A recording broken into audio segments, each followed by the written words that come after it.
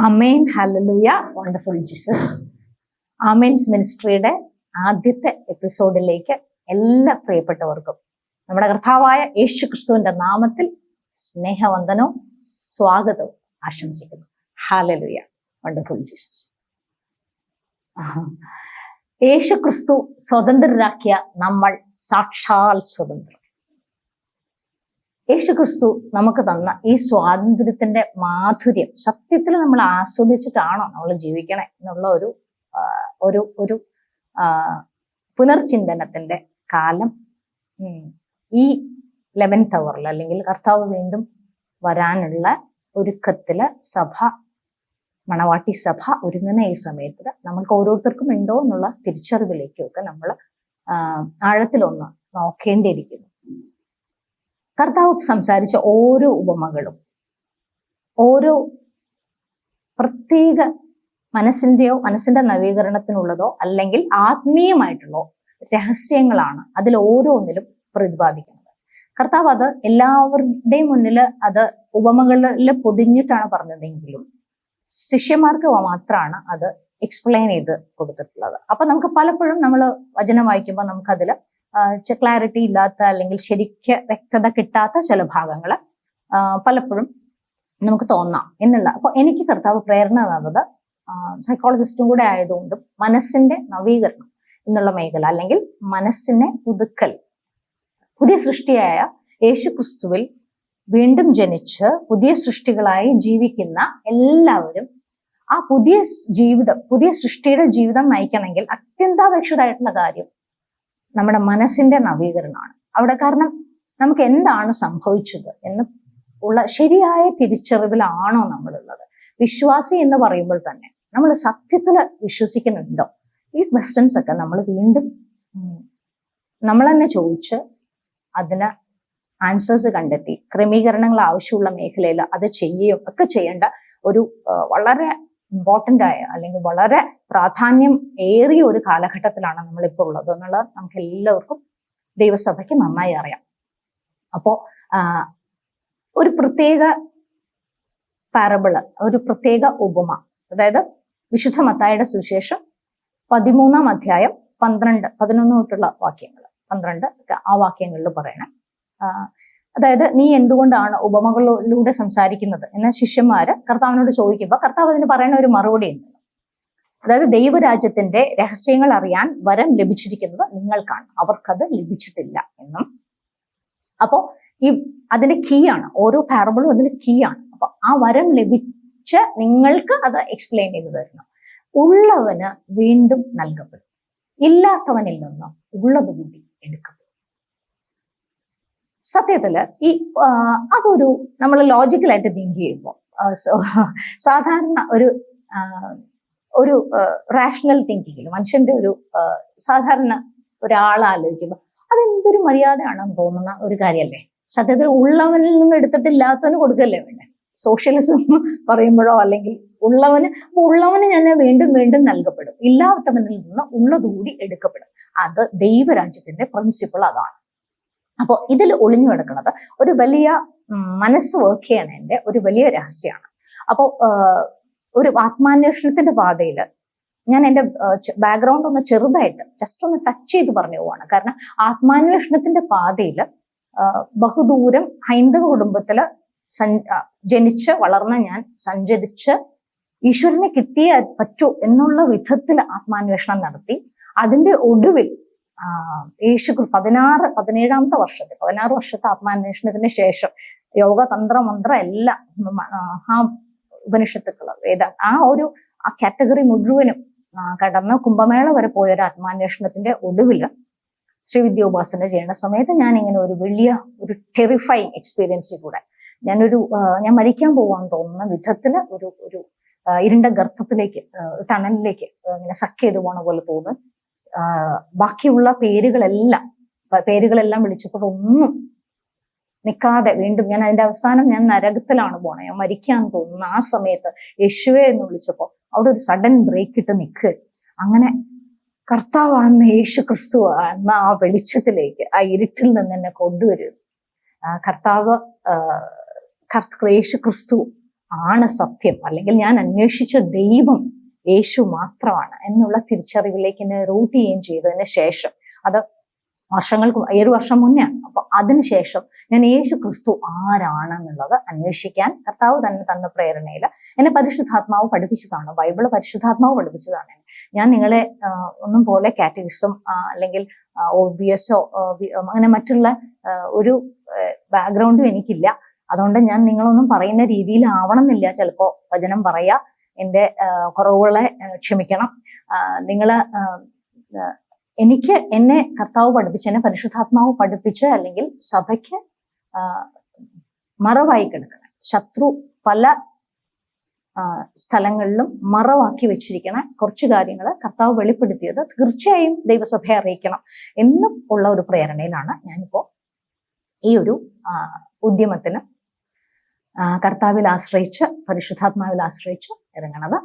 പിതാവായ ദൈവത്തിന് എന്റെ കർത്താവായ യേശു ക്രിസ്തുവിന്റെ നാമത്തിൽ എല്ലാ സ്തുതിയും സ്തോത്രവും ആരാധനയും അർപ്പിച്ചുകൊണ്ട് എല്ലാവരും, കേൾക്കുന്ന എല്ലാവർക്കും ഇത് അനുഗ്രഹമാവട്ടെ എന്നുള്ള പ്രാർത്ഥനയോടുകൂടി എല്ലാവരും മനസ്സിന്റെ നവീകരണത്തിലേക്ക് അതൊരു മുതൽക്കൂട്ടായി ഉപകരിക്കട്ടെ, മനസ്സിലാവട്ടെ.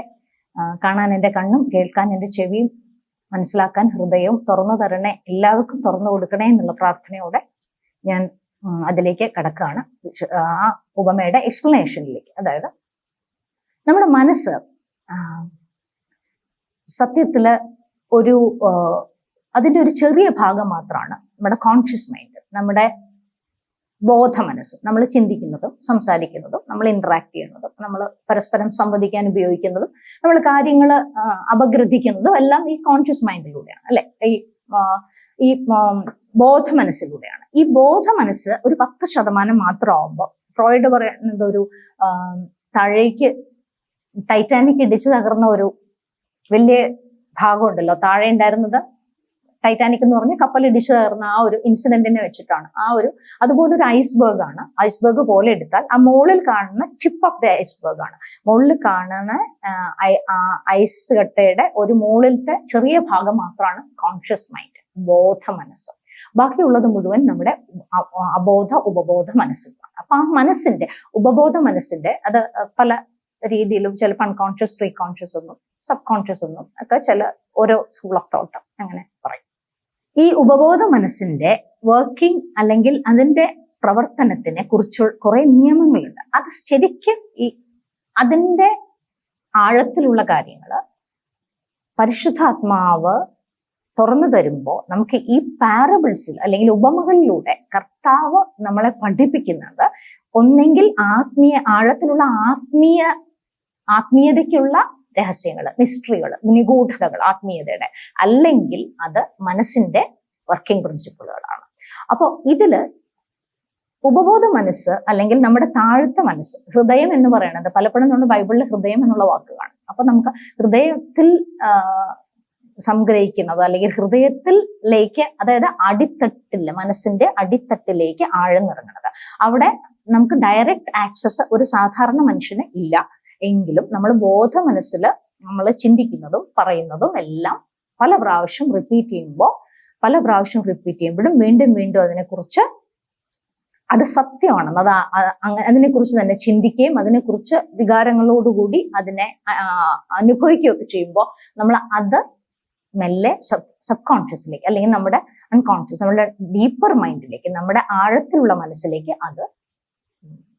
അത് ഫീഡാവും, അല്ലെങ്കിൽ അതവിടെ എന്താ പറയാ, അതവിടെ പതിയും. അപ്പൊ ഈ പതിഞ്ഞ കാര്യങ്ങള് നമ്മുടെ ബിലീഫ് സിസ്റ്റം അല്ലെങ്കിൽ നമ്മുടെ വിശ്വാസങ്ങളായി മാറിക്കഴിയുമ്പോൾ ആ വിശ്വാസം അനുസരിച്ച് ഇത് തന്നെ വർക്ക് ചെയ്യും. അതായത് നമ്മള് എന്താണോ നമ്മൾ വിശ്വസിക്കുന്നത്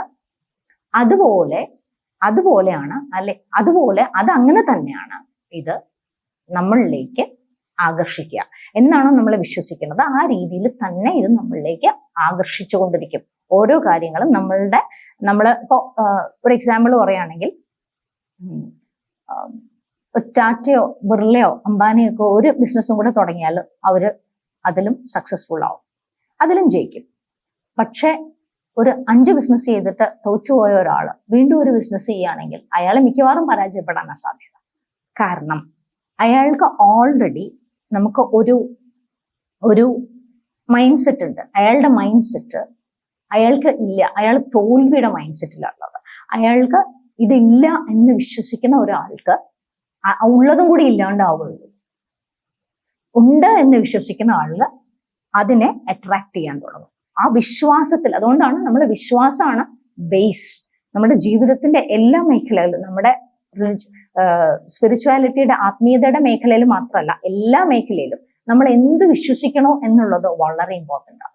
അപ്പോൾ അതുകൊണ്ടാണ് ഉള്ളവന് ഉണ്ട് എന്ന് വിശ്വസിക്കുന്ന ഒരാളാണെങ്കിൽ, എനിക്ക് ഉണ്ട് എന്താ, അതിപ്പോ എന്ത് വേണമെങ്കിലും ആവാം. നമുക്ക് ടാലൻസ് ഉണ്ട് എന്ന് വിശ്വസിക്കുന്നവരാവാം, അല്ലെങ്കിൽ നമുക്ക് സമ്പത്തുണ്ട് എന്ന് വിശ്വസിക്കുന്നവരാവാം, നമുക്ക് വിജയിക്കാൻ സാധ്യതകൾ ഇനിയും ഉണ്ട് എന്ന് വിശ്വസിക്കുന്നവരാവാം.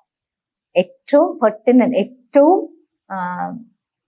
ഏറ്റവും പ്രസക്തമായിട്ട് ഉള്ളത് രക്ഷ, അല്ലെങ്കിൽ എനിക്ക് ദൈവത്തിൽ, ക്രിസ്തു യേശുവിൽ എനിക്കുള്ള അവകാശങ്ങൾ എന്തൊക്കെയാണ് അത് മനസ്സിലാക്കുകയും അത് ഉണ്ട് എന്ന് വിശ്വസിക്കുകയും ചെയ്യുമ്പോഴാണ് ഒരാൾക്കും അത് അനുഭവിക്കാൻ പറ്റുള്ളൂ. അല്ലെങ്കിൽ ഉള്ളവന് വീണ്ടും നൽകപ്പെടും, ഇല്ലാത്തവനിൽ നിന്ന് ഉള്ളത് കൂടി എടുക്കപ്പെടും എന്നുള്ളത് അവിടെയും ആപ്ലിക്കബിൾ ആണ്.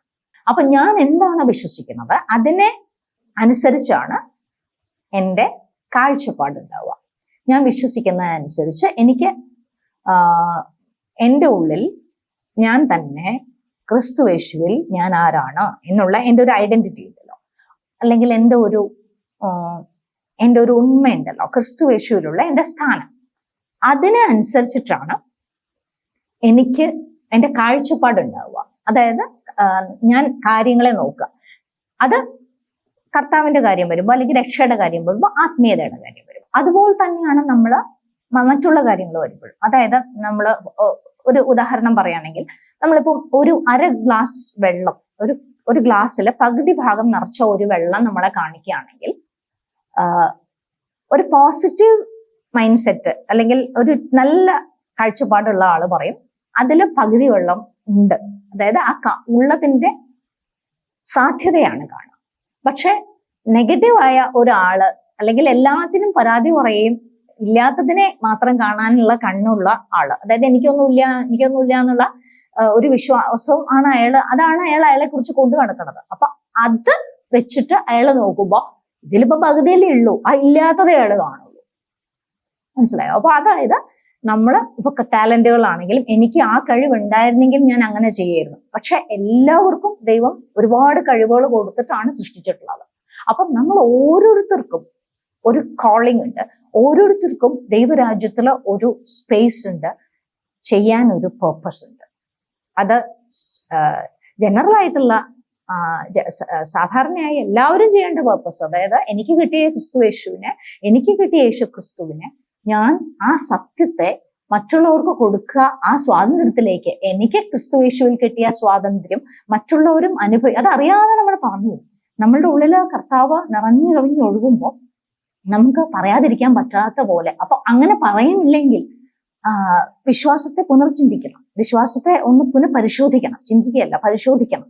കാരണം നമ്മൾക്ക് അതില് എൻ്റെ വിശ്വാസം പരിപൂർണമായിട്ടും ഞാൻ വിശ്വസിക്കുന്നുണ്ടോ, ഞാൻ ആ വിശ്വാസിയാണെന്ന് പറയുമ്പോൾ തന്നെ എന്നിൽ ഉള്ളത് അവിശ്വാസമാണോ എന്നൊക്കെ നമ്മൾ ചിന്തിക്കേണ്ടിയിരിക്കുന്നു. അപ്പോൾ ഈ പ്രത്യേക കാഴ്ചപ്പാടിൽ, അതായത് ഈ ഒരു ഗ്ലാസ് എന്ന് പറയുന്നതിൽ പകുതി ഭാഗം ഉണ്ടെങ്കിൽ ആ പോസിബിലിറ്റിയെ കാണാൻ, അതായത് എനിക്ക് അത്രയും ഉള്ളതിനെ കാണുകയും അതിനോട് നന്ദിയുള്ളവരായിരിക്കുകയും ചെയ്യുമ്പോൾ മറ്റുള്ളത് നമ്മളിലേക്ക് തന്നെ വരുന്ന ഒരു വൈബ്രേഷനിലേക്ക്, അല്ലെങ്കിൽ ആ ഒരു പൊസിഷനിലേക്ക് നമ്മളെ തന്നെ മാറ്റപ്പെടും. അതാണ് ദൈവരാജ്യത്തിന്റെ പ്രിൻസിപ്പിൾ. പരാതി പറയുന്നവർക്ക് വീണ്ടും വീണ്ടും പരാതി പറയാനുള്ള അവസരങ്ങൾ അവര് തന്നെ അട്രാക്ട് ചെയ്തുകൊണ്ടിരിക്കും. എന്നിട്ട് അതായത് നമ്മൾ തന്നെ ഉണ്ടാക്കിയ ഒരു ജയിലിൽ നമ്മൾ കയറി കിടന്നിട്ട് നമ്മളെ ചുറ്റുമുള്ള സകല ആൾക്കാരെയും കുറ്റം പറയും. അങ്ങനെ ചെയ്തുകൊണ്ടാണ്, ഇവരിങ്ങനെ ചെയ്തുകൊണ്ടാണ്. സത്യത്തില് നമ്മളെല്ലാവരും മനസ്സിലാക്കേണ്ട ഒരു കാര്യം, നമ്മളുടെ പ്രശ്നത്തിന് ഉത്തരവാദി നമ്മൾ മാത്രം, വേറെ ആരും. അതായത് പ്രശ്നം എന്ന് പറഞ്ഞാൽ നമ്മളൊരു നെഗറ്റീവായിട്ട് ഒരു കുറ്റബോധത്തിലേക്ക് പോകാനുള്ള ഇതല്ല ഞാൻ പറഞ്ഞേ. നമ്മള് നമ്മളിൽ എന്തോ ഒരു കാര്യം ദൈവം അതിലൂടെ, അതിപ്പോ ഒരു സഹനമാണെന്ന് വിചാരിക്കും, അതിലൂടെ ദൈവം നമ്മളിൽ പരിവർത്തിച്ചുകൊണ്ടിരിക്കുകയാണ്, നമ്മളുടെ ഒരു കാര്യം ദൈവം ചെയ്തുകൊണ്ടിരിക്കുകയാണ്. അതുകൊണ്ടായിരിക്കും ചിലപ്പോൾ അത് അതിന്റെ ഡ്യൂ ടൈമിൽ, അതിന്റെ കറക്റ്റ് സമയം അതിന് ആവശ്യമായ സമയം കൊടുക്കുമ്പോൾ അത് അതിന്റെ പെർഫെക്ഷനിലേക്ക് വരും. അപ്പൊ അതിന് ആ വെയിറ്റിങ്ങിന് ഉള്ള ക്ഷമയില്ല. ദീർഘക്ഷമ ആവശ്യമാണ്. എല്ലാ ഫ്രൂട്ട്, ഹോളി സ്പിരിറ്റിന്റെ എല്ലാ ഫലങ്ങളും, പരിശുദ്ധാത്മാവിന്റെ ഫലങ്ങളും മുഴുവനും ഈ ക്ഷമയോടെ, ദീർഘക്ഷമയോടെയാണ്, അല്ലെ എല്ലാ വാഗ്ദത്തങ്ങളും പ്രാപിക്കാനും നമുക്ക് ദീർഘക്ഷമ വളരെ ആവശ്യമായിട്ടുള്ള കാര്യമാണ്. അപ്പൊ കർത്താവ് നമ്മളോട്, സത്യത്തിൽ എനിക്ക് എന്താണ് കിട്ടിയത്, എന്നെ യേശു ക്രിസ്തുവിൽ വിശ്വസിച്ചപ്പോൾ ഞാൻ ആരായി തീർന്നു എന്നുള്ള ഒരു ബോധ്യത്തിൽ ഒരാളാവുകയാണെങ്കിൽ അയാളുടെ മനസ്സ് അതനുസരിച്ച്, മനസ്സിന്റെ ബോധ്യങ്ങൾ, അതായത് ഫൗണ്ടേഷൻ അതനുസരിച്ച് സുവിശേഷത്തിനെ ബേസ് ചെയ്തുകൊണ്ട് പണിയപ്പെടണം. അതാണ് മനസ്സിന്റെ നവീകരണത്തിൽ ഏറ്റവും ഇമ്പോർട്ടന്റ് ആയ കാര്യം. കോഗ്നിറ്റീവ് റീസ്ട്രക്ചറിങ് എന്ന് നമ്മളുടെ ഭാഷയിൽ പറയുന്ന ഒരു സംഗതി. അതായത് നമ്മുടെ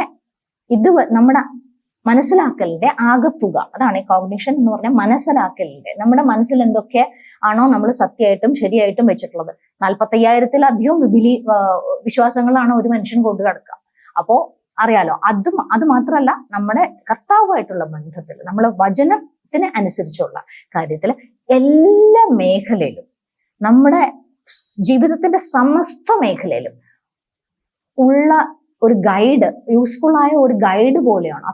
ഇത്ര പവർഫുൾ ആയ, ഏത് കോൺഷ്യസ്നസ് ലെവലില്, ഏത് ബോധതലത്തില് നിൽക്കുന്ന ആൾക്കും ഉള്ള വേറൊരു മാജിക് ബുക്ക് ഇല്ല. അത് അത്രയ്ക്ക് ജീവിക്കുന്ന ദൈവം ആ ബുക്കിലുണ്ട്. ശരിക്കും നമ്മൾക്ക് കണ്ണാടി പോലെ അത് കാണാൻ പറ്റും. നമ്മള് കണ്ണാടി പോലെ അത് പ്രതിഫലിപ്പിക്കും നമ്മൾ ആരാണെന്നുള്ളത്. നമുക്ക് ആ ബൈബിൾ വായിക്കുമ്പോൾ മനസ്സിലാവും. നമ്മളോട് സംസാരിക്കുന്ന വചനങ്ങൾ, നമ്മളോട് ഇടപെടുന്ന, അതാണ് അപ്പോഴത്തെ നമ്മുടെ കോൺഷ്യസ്നസ് ലെവൽ ഏതാണെന്ന് പോലും നമുക്ക് മനസ്സിലാക്കാൻ സാധിക്കുന്ന വിധത്തിൽ ഉള്ള ആ പുസ്തകത്തിലെ ആത്യന്തികമായ സുവിശേഷ സത്യങ്ങൾ നമ്മളുടെ ഓരോ മേഖലയിലും, ജീവിതത്തിന്റെ മേഖലയിലും ഉള്ള കാര്യങ്ങൾ ആ വചനത്താൽ പണിയപ്പെടണം ആ മനസ്സ്. എന്നിട്ട് ആ ഫ്രെയിമിൽ കൂടെ വേണം നമ്മളെ എല്ലാറ്റിനെയും കാണാൻ. അതാണ് മനസ്സിന്റെ നവീകരണത്തിൽ ശരിക്കും പുതിയ മനുഷ്യന്റെ, പുതിയ സൃഷ്ടിയുടെ ഒരു ജീവിതം അപ്പോഴാണ് നമുക്ക് പോസിബിൾ ആവുക, അല്ലെങ്കിൽ അത് നമുക്ക് എളുപ്പമായിട്ട് സംഭവിക്കുക. അപ്പൊ ഉള്ളവന് വീണ്ടും നൽകപ്പെടും. അതായത് ഉണ്ട് എന്ന് ഞാൻ സ്വയം വിശ്വസിക്കുമ്പോൾ എനിക്കത് ഉണ്ടായി വരികയാണ് ചെയ്യുക. അത് ഉള്ള ആളുടെ ഒരു വൈബ്രേറ്ററി ലെവൽ, അല്ലെങ്കിൽ ഒരു കമ്പനാവസ്ഥ എന്നൊക്കെ പറയാം. നമ്മൾ ആറ്റം കൊണ്ട് ഉണ്ടാക്കിയതാണ് മനുഷ്യനെ, അല്ലെ? ആറ്റംസ്, ബോഡി, മനസ്സ്, ആത്മാവ്, ശരീരം, ഈ 3 എൻറ്റിറ്റി, 3 ഇതും കൂടെ ചേർന്ന് വരുന്ന ഒരു സൃഷ്ടിയാണ് മനുഷ്യൻ. ആ മനുഷ്യന് ഒരു വൈബ്രേഷൻ ഉണ്ട്. അതായത് നമ്മൾ തന്നെ ദേഷ്യപ്പെടുമ്പോൾ ഒരു വൈബ്രേഷനിലേക്ക് മാറും, സന്തോഷം വരുമ്പോൾ വേറൊരു വൈബ്രേഷനിലേക്ക് മാറും. അങ്ങനെയൊക്കെ അതിലും ഏറ്റക്കുറച്ചിലുകൾ ഉണ്ടാവാം. അപ്പോൾ ഇത് ഒരു കാന്തം പോലെ നമ്മളിലേക്ക് കാര്യങ്ങളെ അട്രാക്ട് ചെയ്യണ ഒരാളെ പോലെ നമ്മൾ തന്നെയാണ് നമ്മളിലേക്ക് ഓരോന്നും അട്രാക്ട് ചെയ്യാനായിട്ടുള്ള കാരണമായി മാറുന്നത്. ദൈവം എല്ലാവർക്കും ഒരേപോലെയുള്ള സാധ്യതകൾ ദൈവം എല്ലാവർക്കും ഓഫർ ചെയ്യുമ്പോൾ ഒരേ സാഹചര്യത്തിൽ, അതായത് ഇപ്പൊ ഒരാള് ദരിദ്രനും 2 ദരിദ്രര് ഒരേപോലെ സ്റ്റേറ്റസ് ഉള്ളവര്, ഒരാൾക്ക് നല്ല മൈൻഡ് സെറ്റ് ആയിരിക്കും, എനിക്ക് അന്നുള്ള ഭക്ഷണമെങ്കിലും കിട്ടണ്ടല്ലോ എന്നുള്ള തിങ്കിങ് ഉള്ള ഒരാൾക്ക് ദൈവത്തിൽ ആശ്രയിച്ച് മുന്നേറുകയാണെങ്കിൽ അയാള് സമൃദ്ധിയിലേക്ക് വരാൻ, അല്ലെങ്കിൽ അയാളുടെ നന്മകൾ ഉണ്ടാവാനായിട്ട് അയാൾക്ക് സാധ്യമാവും. അതുപോലെ മറ്റൊരാള് ഇതില്ല, എനിക്കിതൊന്നും ഇല്ലല്ലോ എന്ന് പറയുന്ന ആൾക്ക് ഉള്ളതും കൂടി എപ്പോഴും പരാതി പറയാനോ എപ്പോഴും ദാരിദ്ര്യത്തിൽ തന്നെ ആയിരിക്കാനേ അയാൾക്ക് സാധിക്കുള്ളൂ. ഇത് ഭൗതികമായിട്ടുള്ള ദാരിദ്ര്യത്തിന്റെ കാര്യം മാത്രമല്ല, ആരോഗ്യത്തിലെ ദാരിദ്ര്യത്തിലും ആത്മീയതയുടെ ദാരിദ്ര്യത്തിലും ഒക്കെ ഇത് അങ്ങനെ തന്നെയാണ്. അതായത് നമ്മൾ ഒരു ചെറിയ ഒരു ലംപിനെ നോക്കി, ചെറിയൊരു മുഴയെ നോക്കിയിട്ട് ഇത് ക്യാൻസർ ആണോ എന്ന് ചിന്തിച്ചുകൊണ്ടിരുന്നാൽ അത് ക്യാൻസർ ആക്കി മാറ്റാനുള്ള വിധത്തിൽ നിങ്ങളുടെ തന്നെ മനസ്സ് അവിടെ വർക്ക് ചെയ്യും. അപ്പോ അത്രയ്ക്ക് അത് ദൈവത്തിന്റെ തന്നെ ശക്തിയാണ്. പക്ഷെ അത് മറ്റുള്ള പ്രിൻസിപ്പിൾസും മറ്റുള്ള ഉപമകളുടെയൊക്കെ എല്ലാ കാര്യങ്ങളും മനസ്സിലാവുമ്പോഴാണ് അതിന്റെ കംപ്ലീറ്റ് ആയിട്ടുള്ള ഒരു ഫുൾ പിക്ചർ കിട്ടുക. ഞാൻ ബുക്കിൽ എഴുതിക്കൊണ്ടിരിക്കുന്ന ട്രഷർ ഇൻ ക്രൈസ്റ്റ് ജീസസ് എന്ന് പറഞ്ഞ ബുക്കിൽ അത് ഓരോ ഉപമകളും എടുത്ത് കൃത്യമായിട്ട് പറയുന്നുണ്ട്. അപ്പോൾ ഈ ഒരു കാര്യത്തിൽ ഈ ഒരു നമ്മളുടെ രക്ഷയെ സംബന്ധിക്കുന്ന അല്ലെങ്കിൽ സത്യസുവിശേഷം ഞാൻ എങ്ങനെ മനസ്സിലാക്കി, ക്രിസ്തു യേശുവിൽ ഞാൻ ആരാണ് എന്നുള്ള കാര്യത്തില് നമ്മൾ വ്യക്തവും കൃത്യമായ, അതായത് എങ്ങനെയാണ് മനുഷ്യൻ പാപിയായത്, ആ പാപിയായിരുന്ന എന്നെ എങ്ങനെ കർത്താവ് വീണ്ടെടുത്തു, അതെല്ലാം നമുക്ക് കുറച്ച് ഡീറ്റെയിൽ ആയിട്ട് ടച്ച് ചെയ്തു പോകേണ്ട ഭാഗങ്ങളാണ്. എന്നാലും അത് നമുക്ക് പിന്നീട് ഒരിക്കലും ഒരു എപ്പിസോഡിൽ തന്നെ അത് ചെയ്യാൻ പറ്റട്ടെ.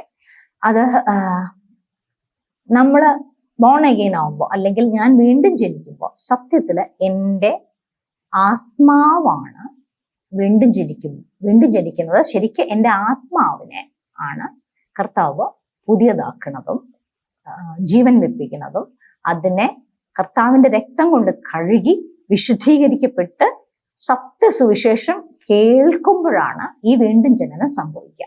സത്യസുവിശേഷം 1 പത്രോസ് 1:10-11-12 വാക്യങ്ങളിലൊക്കെ പറയണേ, മാലാഖമാർ പോലും എത്തി നോക്കാൻ കൊതിക്കുന്ന സുവിശേഷം, മാലാഖമാർ പോലും എത്തി നോക്കാൻ കൊതിക്കുന്ന സ്വർഗത്തിൽ നിന്ന് പരിശുദ്ധാത്മാവിനാൽ അയക്കപ്പെട്ട സുവിശേഷകർ പറഞ്ഞ സത്യസുവിശേഷം കേൾക്കുമ്പോൾ, അതിനു മുമ്പുള്ള 10-ാം വാക്യത്തിൽ പറയാണ്, അതിനു മുമ്പുള്ള പ്രവാചകരെല്ലാം അതിലേക്ക് ആരാഞ്ഞു നോക്കി, അതിലേക്ക് അപ്പോ അത് നമുക്കുള്ളതാണ്, അവർക്കുള്ളതല്ല, നമുക്കുള്ളതാണ് എന്ന് അറിഞ്ഞപ്പോ എല്ലാവരും ഇത്ര ആകാംക്ഷയോടെ ഇത്ര കൊതിയോടെ മാലാഖമാര് പോലും നോക്കുന്ന ഒരു സുവിശേഷത്തിനാണ് നമ്മൾ അവകാശികളായിട്ടുള്ളത്. Hallelujah, wonderful Jesus. അപ്പോ അതിൽ കൂടെ നമുക്ക് എന്തെല്ലാം കിട്ടി. എൻ്റെ കർത്താവ് എന്നെ എൻ്റെ ഒരു പാപപ്രവർത്തികളും പരിഗണിക്കാതെ വിശ്വാസത്തിനെ മാത്രം ബേസ് ചെയ്തുകൊണ്ട് എൻ്റെ പാപ മനുഷ്യനെ ഉപേക്ഷിച്ച് ക്രിസ്തു യേശുവിലേക്ക് തിരിഞ്ഞപ്പോ എന്നെ നീതീകരിച്ചു, വിശുദ്ധീകരിച്ചു. ഹല്ലേലൂയ. എൻ്റെ ആത്മാവിനെ കർത്താവിന്റെ രക്തം കൊണ്ട് കഴുകി പരിശുദ്ധാത്മാവിനെ കൊണ്ട് സീൽ ചെയ്തു. എഫെസ്യ ലേഖനം 1-ാം അധ്യായം 13-ാം വാക്യം, സത്യത്തിന്റെ സുവിശേഷം ശ്രവിക്കുകയും അവനിൽ വിശ്വസിക്കുകയും ചെയ്ത നാം എല്ലാവരും പരിശുദ്ധാത്മാവിൽ, വാഗ്ദാനം ചെയ്യപ്പെട്ട പരിശുദ്ധാത്മാവിനാൽ മുദ്രിതരായിരിക്കുന്നു. അപ്പൊ വാഗ്ദാനം ചെയ്യപ്പെട്ട പരിശുദ്ധാത്മാവിൽ നമ്മളെ മുദ്രണം ചെയ്ത ആ പരിശുദ്ധാത്മാവ് നമ്മളെ ഒരിക്കലും വിട്ടുപോകില്ല. അപ്പൊ നമ്മളുടെ ഉള്ളിലെ പരിശുദ്ധാത്മാവുണ്ട്. പരിശുദ്ധാത്മാവ് ഉണ്ടായിട്ടും നമുക്ക് നീതിബോധം ആണ് ഉള്ളതെങ്കിൽ നമ്മളുടെ വിശ്വാസത്തിൽ നമുക്ക് ജയമാണ്.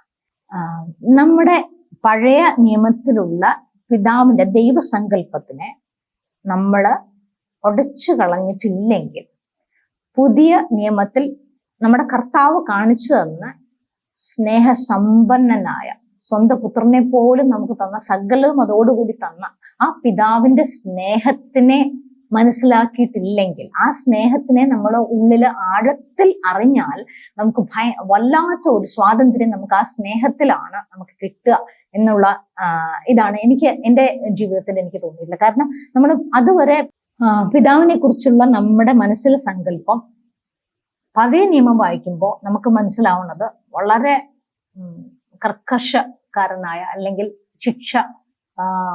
ശിക്ഷയിൽ മുമ്പിട്ട് നിൽക്കുന്ന ഒരു പിതാവിന്റെ ആ ചിത്രം തന്നെ പഴയ നിയമത്തിലുള്ളതെല്ലാം ഭാഗികമായ ചിത്രം മാത്രമാണ്. ദൈവത്തെക്കുറിച്ചുള്ള പൂർണ്ണ ചിത്രം വന്നത് നമ്മുടെ കർത്താവായ യേശുക്രിസ്തു തരാനും കാണിച്ചു തരാനും, സ്വന്തം ജീവിതം ആ കർത്താവ് ഈ ഭൂമിയിൽ നടന്ന ആ ജീവിതം, ആ ദൈവത്തെ കാണിച്ചു തരിക ചെയ്തത്, ആ ദൈവത്തിന്റെ സ്നേഹം നമ്മളെ മനസ്സിലാക്കി തരിക ചെയ്തത് അല്ലെ. അതുകൊണ്ടാണ് നമ്മൾ അവരെ തീയിറക്കി അവരെ നശിപ്പിക്കട്ടെ, അവര് നമ്മളെ ശ്രദ്ധിക്കണില്ലല്ലോ എന്ന് ശിഷ്യന്മാര് പറഞ്ഞപ്പോ നിങ്ങൾ ഏതാത്മാവിലാന്ന് ചോദിച്ചു. അപ്പൊ ആ സ്നേഹമാകുന്ന ദൈവത്തെ നമ്മൾ അറിയണം. അത് വെച്ച് നമ്മുടെ സത്യത്തിൽ നമ്മുടെ ഈ മനസ്സിലാക്കലിനെ നമ്മൾ റീസ്ട്രക്ചർ ചെയ്തിട്ടുണ്ടോ? യേശുക്രിസ്തു നമുക്ക് തന്ന എല്ലാ കാര്യത്തിനെയും ഇപ്പോഴും നമ്മളെ ഓർമ്മിപ്പിക്കുകയും അത് നിങ്ങൾ ഇങ്ങനെയാണ്, നിങ്ങൾ തെരഞ്ഞെടുക്കപ്പെട്ട ജാതിയും ദൈവത്തിന്റെ സ്വന്തം ജനവുമാണ്, രക്ഷിക്കപ്പെട്ട കൂട്ടമാണ്. ഇങ്ങനെ നമ്മളെ മാറ്റി നിർത്തി കർത്താവ് നമ്മളെ എപ്പോഴും നമ്മളെ ഇത് ഓർമ്മിപ്പിച്ച് നീതി ബോധത്തിൽ വിശുദ്ധിയിൽ നമ്മളെ നടത്തുകയാണ്. ആ നടത്തുന്ന ആളാരാ? പരിശുദ്ധാത്മാവാണ്. അപ്പോ ഈ മനസ്സിലാക്കൽ, അതായത് നമ്മുടെ മനസ്സിനെ കുറിച്ച് നമ്മളെ കുറിച്ച് ചിന്തിച്ച് വിചാരിച്ചു വെച്ചിരിക്കുന്ന കാര്യങ്ങൾ പോസിറ്റീവായ കാര്യങ്ങൾ ആണോ എന്നും, മറ്റുള്ളവരെ കുറിച്ചാണെങ്കിലും അതിൽ പോസിറ്റീവായ കാര്യങ്ങൾ നിലനിർത്തിക്കൊണ്ട് നെഗറ്റീവായ കാര്യങ്ങളെ നമ്മൾ മനസ്സിൽ നിന്ന് ഡിലീറ്റ് ചെയ്യുകയും ചെയ്യുമ്പോഴാണ്. ആ ഡിലീറ്റ് ചെയ്യാൻ ഏറ്റവും നല്ലത് വചനമാണ്. വചനം, ഞാൻ അവരെ അങ്ങയുടെ സത്യത്താൽ വിശുദ്ധീകരിക്കണമേ, അങ്ങയുടെ വചനമാണല്ലോ സത്യം എന്ന് യോഹന്നാന്റെ സുവിശേഷം 17:17 കർത്താവ് പറയുന്നത് പോലെ ആ വചനം വായിക്കും തോറും നിങ്ങളുടെ ആത്മാവിനെയും സന്ധിബന്ധങ്ങളെയും, ആത്മാവിനെയും ചേതനയും സന്ധിബന്ധങ്ങളെയും മജ്ജയെയും മാംസത്തെയും എല്ലാം, ഒപ്പം വിചാരങ്ങളെയും നിയോഗങ്ങളെയും അത് ശുദ്ധീകരിക്കും. വിചാരങ്ങളെയും നിയോഗങ്ങളും, വിചാരങ്ങൾ മനസ്സിൽ നിന്നും, നിയോഗങ്ങൾ ദൈവത്തിൽ നിന്നും, ആത്മാവിൽ നിന്നുമുള്ളതാണ്. അത് ദൈവരാജ്യത്തിന് ഗുണകരമായതായിരിക്കും. അപ്പോൾ ആ രീതിയിൽ മനസ്സിനെ തന്നെ പണിയപ്പെട്ടുകൊണ്ടാണ് ഇരിക്കുന്നത് എന്നുള്ളത് നിങ്ങൾ ഓരോരുത്തരും ചിന്തിക്കുക. നിങ്ങൾക്ക് ഈ എപ്പിസോഡ്, ഈ ഭാഗം ഒരു അനുഗ്രഹമായി എന്ന് ഞാൻ കരുതുകയാണ്. കർത്താവായ യേശുക്രിസ്തു, നമ്മുടെ കർത്താവായ യേശുക്രിസ്തു, ജ്ഞാനവും നീതിയും വിശുദ്ധീകരണവും പരിത്രാണവുമായ നമ്മുടെ കർത്താവായ യേശുക്രിസ്തുവിന്റെ ജ്ഞാനത്തിന്റെ ഭാഗമാണ് നമ്മളിപ്പോ പ്രതിപാദിച്ചുകൊണ്ടിരിക്കുന്നത്. കർത്താവ് എല്ലാ മക്കളെയും ഇപ്പോ ഒരുക്കിക്കൊണ്ടിരിക്കുന്ന, കർത്താവിന്റെ വരവിനായി കാത്തിരുന്ന് ഒരുങ്ങിക്കൊണ്ടിരിക്കുന്ന സർവ്വദൈവ മക്കളെയും സമൃദ്ധമായി അനുഗ്രഹിക്കുകയും ഒരുക്കുകയും കർത്താവ് ആഗ്രഹിക്കുന്ന രീതിയിൽ വേണ്ട പേർപ്പസ് ഓരോരുത്തരിലൂടെ കർത്താവ് ദൈവരാജ്യത്തിനായി ചെയ്തെടുക്കാനുള്ള കാര്യങ്ങൾ ചെയ്തെടുക്കുകയും ചെയ്യട്ടെ എന്ന ആത്മാർത്ഥമായി കർത്താവിന്റെ നിങ്ങളെ ഓരോരുത്തരെയും സമർപ്പിച്ച് പ്രാർത്ഥിക്കുന്നു. നന്ദി അമ്മ. എന്റെ കർത്താവായ യേശു ക്രിസ്തുവിൻ നാമത്തിൽ തന്നെ പ്രാർത്ഥന കേട്ട് അനുഗ്രഹിച്ചതിനായി സ്തോത്രം. ആമേൻ. ഹല്ലേലൂയ.